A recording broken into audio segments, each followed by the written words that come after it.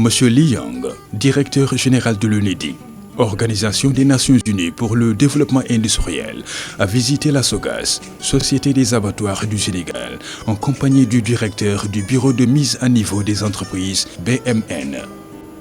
En effet, l'UNIDI, qui a développé le concept de mise à niveau, assure l'assistance technique au BMN depuis le démarrage du programme en 2004.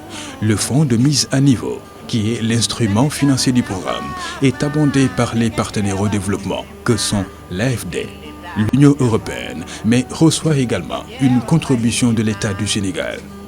This is a very impressive company. I think they have a wonderful project.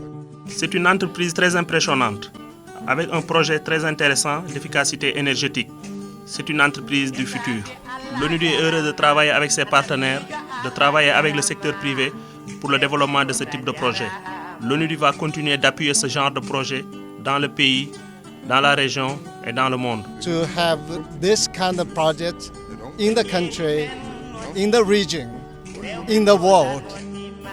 Comme une centaine d'entreprises, la SOGAS a bénéficié du programme de mise à niveau, et cela à 2 reprises. Le premier plan de mise à niveau, d'un montant de 2 milliards, démarré en 2005, a permis à la SOGAS d'acquérir, entre autres, une chaîne d'abattage bovin ultramoderne pour une production annuelle de plus de 20 400 tonnes de viande.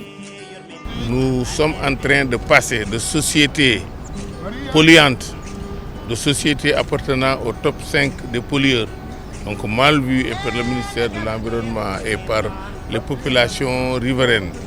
De cette stature, nous allons passer à une société verte, c'est-à-dire une société qui protège l'environnement, une société qui produit de l'énergie verte. Et ça, pour nous, cela n'a pas de prix.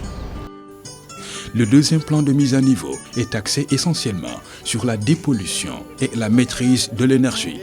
Nous avons cherché, à travers le programme de mise à niveau, à transformer ces contraintes en opportunités. Parce qu'une unité de biogaz donc, de cette taille, on ne l'avait pas encore vue au Sénégal.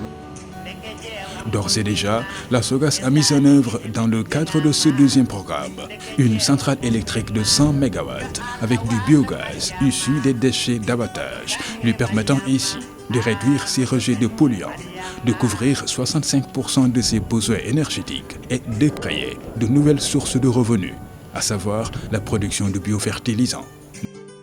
Le bureau de mise à niveau, nous accompagnons l'entreprise vers l'émergence.